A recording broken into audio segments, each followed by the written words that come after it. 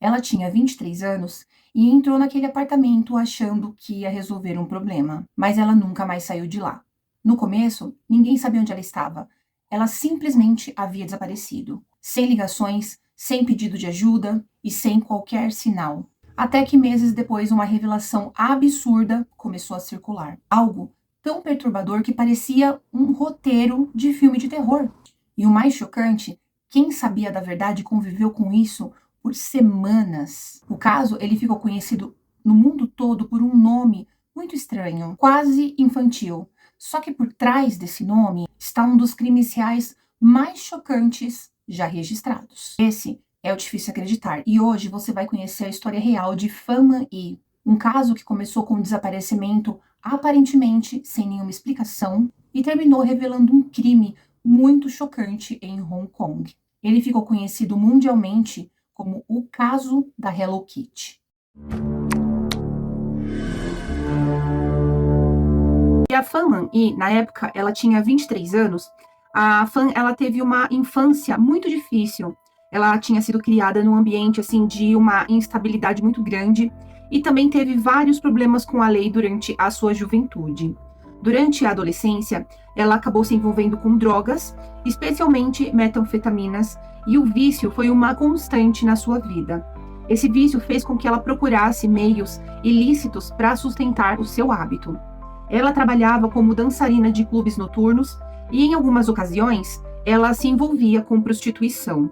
Sua vida no submundo do crime fez com que ela fizesse inimigos e também tivesse uma relação muito próxima com pessoas envolvidas em atividades criminosas. No caso, ela teve contato com o Chan Man-luk, que era um traficante de drogas e também criminoso, que eventualmente acabaria se tornando um dos responsáveis pela sua morte. Agora nós temos o Chan Man-luk, de 34 anos, no caso, o principal envolvido desse caso, dessa morte. Ele era um traficante de drogas e ele estava envolvido em atividades criminosas relacionadas à prostituição. Ele era bem conhecido no submundo de Hong Kong e ele tinha uma grande influência sobre aqueles ao seu redor. Agora nós vamos falar do Leung Shin-chou, de 27 anos na época. O Leung, ele era um associado do Chan, ele estava envolvido em várias também atividades criminosas, e ele participou diretamente das torturas e da guarda da Fan durante o seu cativeiro.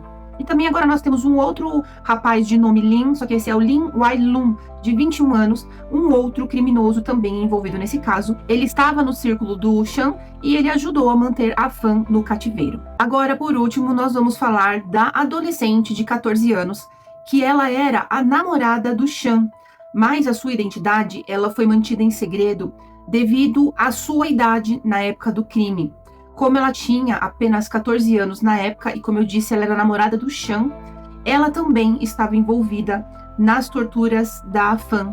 Embora parecesse ser uma figura mais submissa, ela foi forçada a participar das torturas para provar a sua lealdade para o Chan.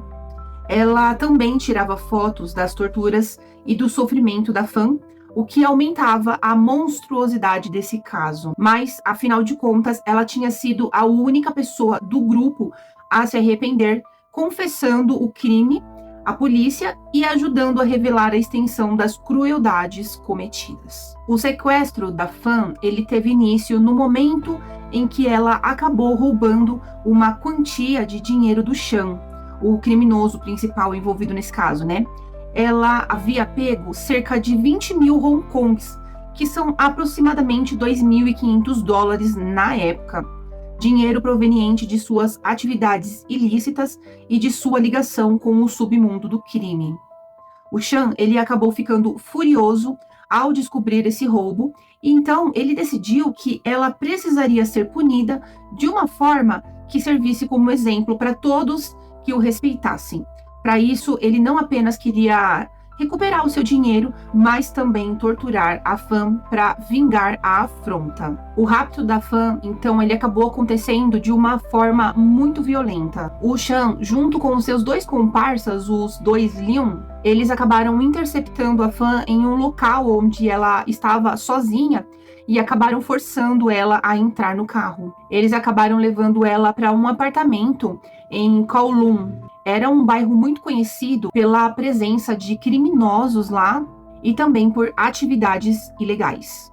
O apartamento era no último andar de um prédio assim super decadente. E ele estava localizado ali numa área assim bem afastada, o que dificultava qualquer tentativa de resgatar a Fan ou também talvez de pedir ajuda. Esse local ele se tornaria o lugar de torturas assim inimagináveis. Uma vez dentro do apartamento, a Fan ela foi imediatamente isolada, sendo trancada em uma das suítes do imóvel onde ela passou a ser mantida sob vigilância constante. Os criminosos, com sua fúria crescente, eles começaram então a torturá-la fisicamente e também psicologicamente.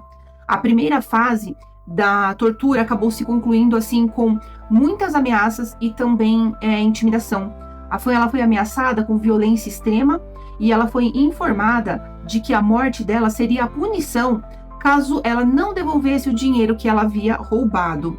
E também cercada de muita dor física, porque ela foi agredida com chutes, com socos, com queimaduras, e também a pressão psicológica foi enorme, com os agressores zombando da sua dor e também humilhando muito ela. A Fan, então, desesperada e em pânico, ela tentou implorar pela sua vida e jurou que ela devolveria o dinheiro roubado, mas isso foi em vão. O nível de crueldade só aumentou à medida que os dias passavam. A dinâmica do crime, então, começou a se intensificar à medida que os criminosos eles buscavam mais formas de infligir dor e humilhação. Não era mais apenas uma questão de punir a Fan pelo roubo, mas sim de um prazer sádico que se instalou no grupo, especialmente em Chan e no seu cúmplice, o de 27 anos, o Leon.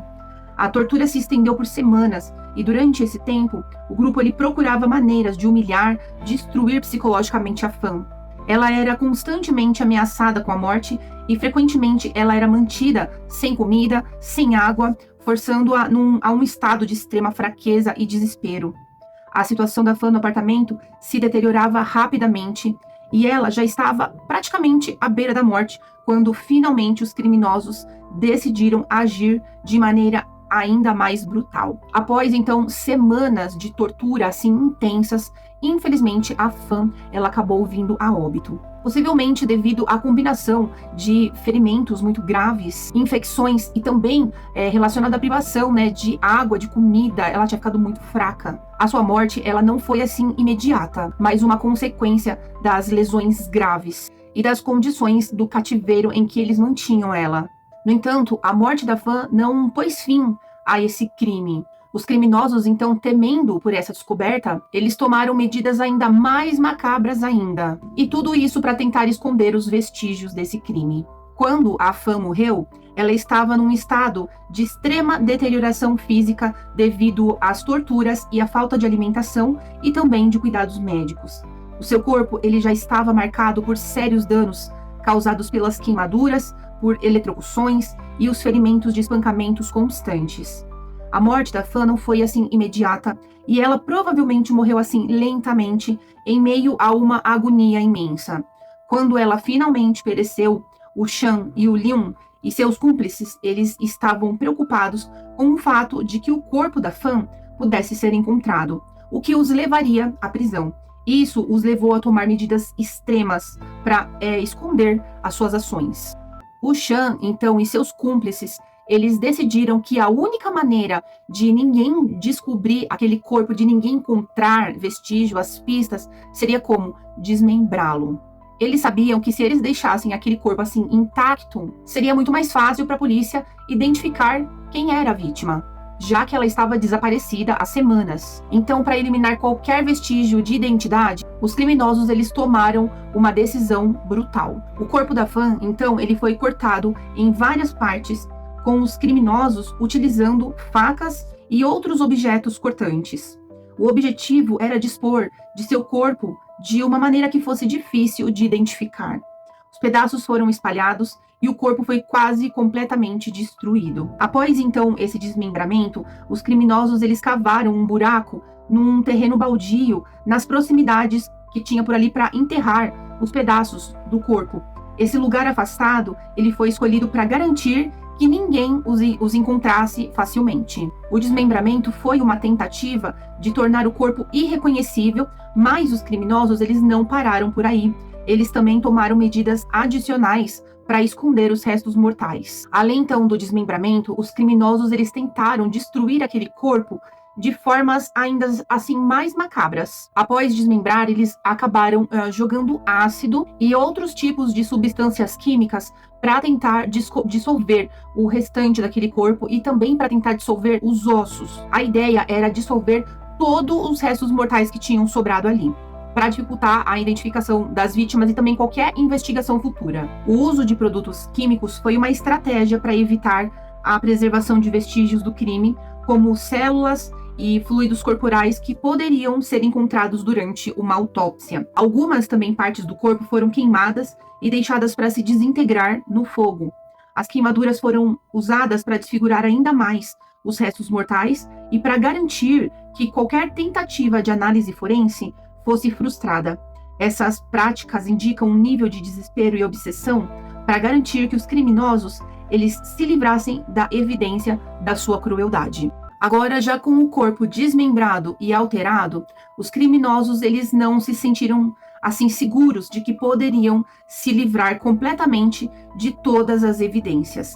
Eles então dispersaram partes do corpo da Fan em diversos locais, diferentes locais, para garantir que mesmo se alguém encontrasse alguma parte, fosse difícil entender o que realmente havia acontecido ali. Algumas partes do corpo, elas foram colocadas em sacos de lixo e descartadas em pontos afastados.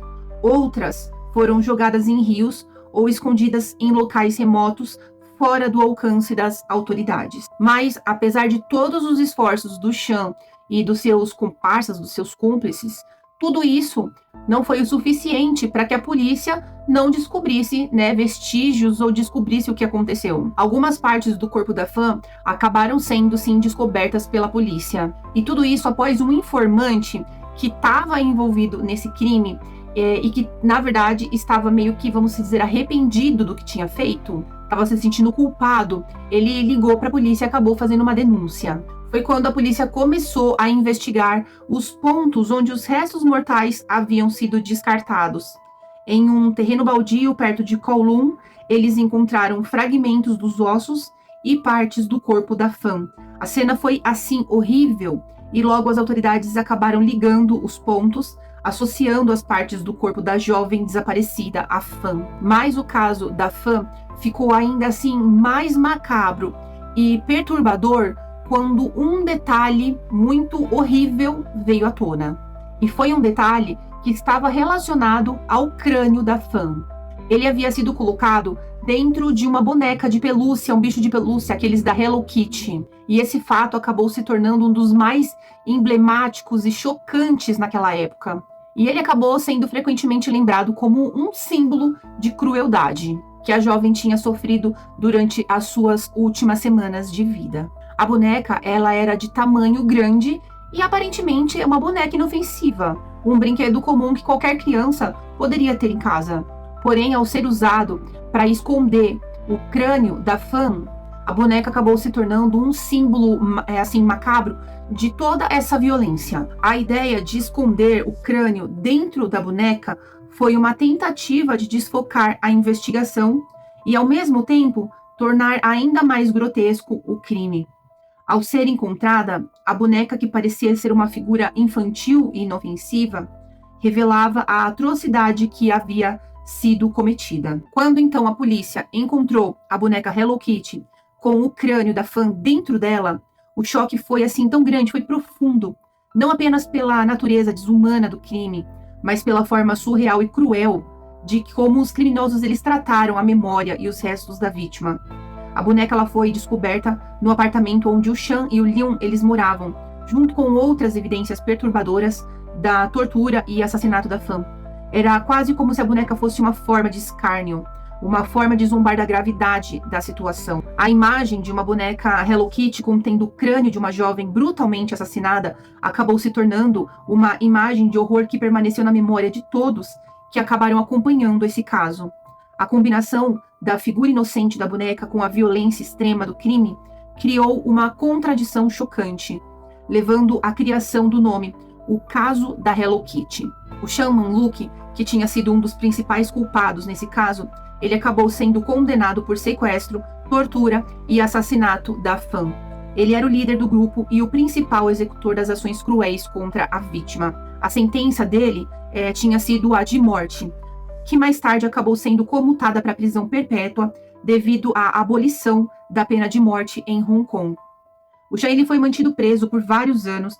No entanto, devido ao sistema de justiça em Hong Kong, que oferece oportunidades para apelações e revisão de penas, há relatos de que ele fez apelos para a redução de sua pena, mas não obteve sucesso em liberdade condicional durante a maior parte de sua sentença. Atualmente, o Sean ele ainda está preso e ele cumpre a sua pena em uma prisão em Hong Kong.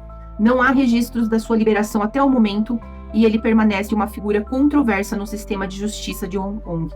O Leung Ching-shu, que foi o outro dos principais criminosos, ele também foi condenado pelos mesmos crimes: sequestro, tortura, assassinato. Ele desempenhou um papel de cúmplice, ajudando a torturar a Fan e a ocultar o seu corpo. Ele acabou recebendo uma sentença também de prisão perpétua. A sua pena foi também baseada em sua participação direta no crime, mas ele não foi considerado o líder do grupo, o que afetou a severidade da sua condenação. Atualmente, ele ainda está preso com uma sentença de prisão perpétua, embora tenha havido apelações ao longo dos anos, mas não há registros da sua libertação. Referente agora aos outros envolvidos, que a gente sabe que além do Sean e do Leung, nós tivemos outros envolvidos, que foi o outro Leung e uma menor de idade, alguns dos quais eram amigos do Sean, e eles estavam cientes do sequestro e das ações de tortura. O envolvimento de outras pessoas, incluindo membros da família e também amigos próximos, foi menos divulgado na mídia, mas eles também foram responsabilizados, com penas que variavam de prisão a liberação condicional, dependendo da sua participação. Horrível esse caso, né, gente? E pensar que uma boneca tão fofinha, de pelúcia, tão bonita, que é a Hello Kitty, acabou se tornando algo macabro, e tudo por conta desse caso. Um caso tão absurdo e horrível, né? Bom, e esse foi o caso de hoje. Eu espero que vocês tenham gostado. Depois comenta aqui embaixo se vocês já tinham ouvido falar desse caso horroroso também, tá bom? Então é isso. Até o próximo vídeo.